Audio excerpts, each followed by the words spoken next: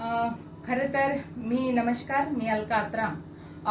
काल काँग्रेसच्या महिला मोर्चाच्या वतीने एक पत्रकार परिषद झाली आणि त्यामध्ये आदरणीय सुधीरभाऊ मुनगंटीवार यांच्यावर आरोप करण्यात आले आणि खरं तर मी त्यासाठी बोलायसाठी इथे आज आलेली आहे.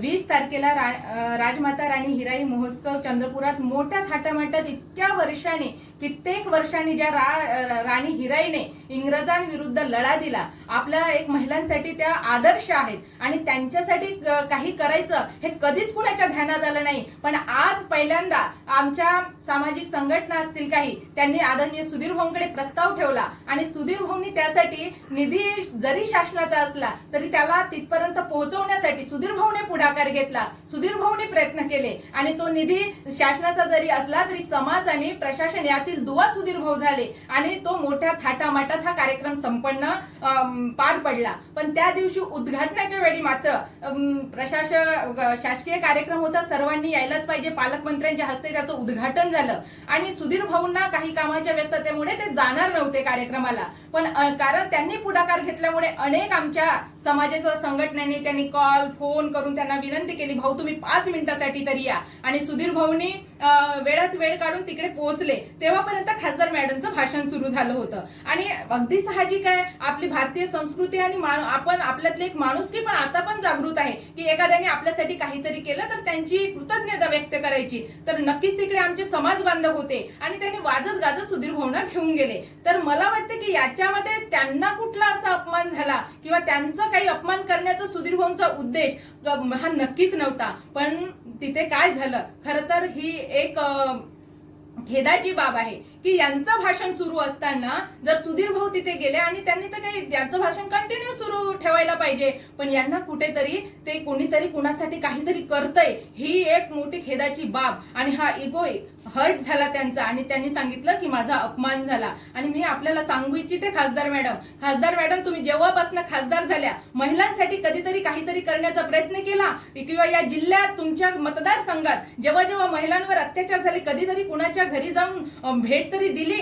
आणि कधीतरी मतदारसंघात फिरताय की कुणाचं काय चाललंय. पण आज मात्र स्वतःवर आलं तर तुम्हाला महिला आठवली. अरे तुम्ही परवाच सांगितलं की महिला आरक्षण नकोय, मी महिला नाही तर मी पुरुषांच्या विरोधात निवडून येऊ शकते आणि आज मात्र स्वतःवर काहीतरी स्वतःसाठी करायचं आहे तर तिथं मात्र तुम्हाला महिला आठवली. खासदार मॅडम तुम्ही महिला म्हणून आणि तुमच्या महिला मोर्चाने हेही म्हटलं की आमच्या मॅडमचा अपमान म्हणजे सर्व जाती महिलांचा अपमान म्हणजे तुम्ही म्हणजे आमच्या सगळ्यांच्या काय आहात, म्हणजे असं तुम्ही काय पराक्रम केलात की तुम्हाला आम्ही आदर्श मानावा. म्हणून तुम्हाला सांगते की सन्मान हा मागून मिळत नसतो, सन्मान हा मिळवायचा असतो आणि सुधीर भाऊंनी आदिवासींसाठी आधीही काम केलं, आताही केलं आणि ते पुढेही करत राहतील आणि आदिवासी समाज त्यांचा सन्मान हा याच्याही पेक्षा पुढे जास्त करेल. आणि म्हणून फक्त महिला आहोत आणि याचं चीज आपल्यावर काहीतरी आल्यावर मी महिला आहे आणि महिला म्हणून स्वतः खासदार आहात आणि आताच आलेलं बिल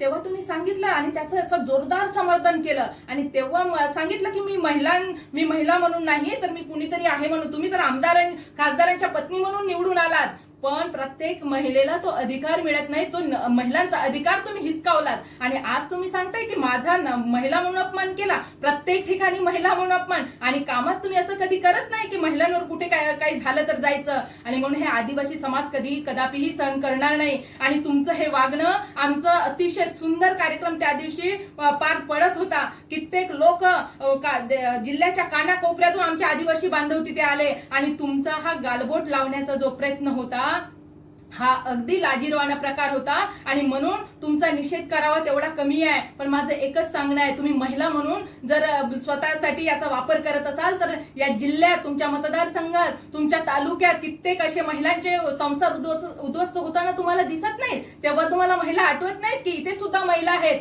आणि म्हणून मला तुम्हाला सांगायचं आहे की आदिवासी समाजामध्ये आणि त्या समाजाच्या कार्यक्रमात तुम्ही येऊन तुम्ही आलात आणि तुमचं स्वागतही त्यांनी केलं, तुमचा सन्मानही केला, केलं, पण त्यानंतरची जी तुमचा इगो हर्ट झाला आणि त्या इगोमुळे तुम्ही संपूर्ण कार्यक्रम आमचा त्याला गालबोट लावण्याचा प्रयत्न केला. आणि त्यामुळे मी आपल्याला सांगतो की तुम्ही महिला म्हणून, या खासदार म्हणून आजपर्यंत आपल्या कारकिर्दीत काय केलं. आणि तुम्ही सांगता की तिकडे काही लोकांचा सत्कार झाला. अरे तुमच्यासोबत असणाऱ्या आणि जेलमध्ये असणाऱ्या काही लोकांचा तुम्ही तिथे बसून सत्कार करून घेतलात, तेव्हा तुम्हाला ते नाही आठवलं. आणि एवढं असून तुम्ही फक्त सुधीर भाऊंना टार्गेट करण्यासाठी आणि सुधीर भाऊंवर आरोप करण्यासाठी हे करत असाल तर खबरदार खासदार मॅडम, यापुढे भारतीय जनता पार्टी महिला मोर्चा असेल आणि आदिवासी समाज असेल, तुम्हाला असे कृत्य केल्यास यापुढे तुमच्या विरुद्धही आणि तुमच्यासाठी मोठे आंदोलन आणि असा निषेध मोर्चा आम्ही काढू की जिथे तुम्ही फक्त महिला म्हणून महिलांचा वापर करून घेता. आणि ज्या सुधीर भाऊंनी महिलांना उभं करण्यासाठी, ज्या सुधीर भाऊंनी महिलांना पुढे नेण्यासाठी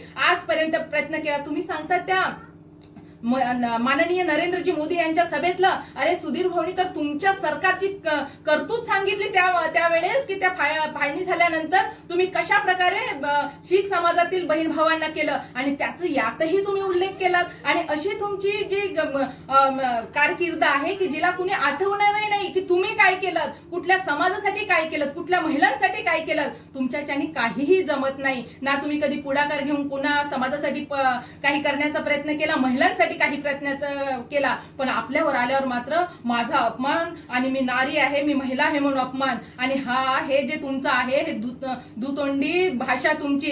जेव्हा महिलांचं बिल आलं तेव्हा विरोध करायचा, महिलांच्या विरोधात जायचं आणि आता मात्र सांगायचं की आमच्या ताईचा अपमान म्हणजे सर्वांचा अपमान. तुमची ताई आमच्यासाठी कोणी लागून जात नाही. अरे ज्या आदिवासी समाजासाठी ज्यांनी ज्यांनी प्राणाची आहुती दिली त्या राजमाता राणी हिराईचा तो उत्सव होता आणि त्याला सुद्धा या बाईंनी गालबोट लावलं. आणि म्हणून मी माझ्या वतीनं, माझ्या समाजाच्या वतीनं आणि आमच्या संपूर्ण महिला मोर्चाच्या वतीनं खासदार प्रतिभा धानोरकर यांचा निषेध करते की जिथे चांगलं काही होतं तिथे यांचं पोट दुखतं. आणि म्हणून मी प्रतिभा धानोरकर यांचा जाहीर निषेध करते.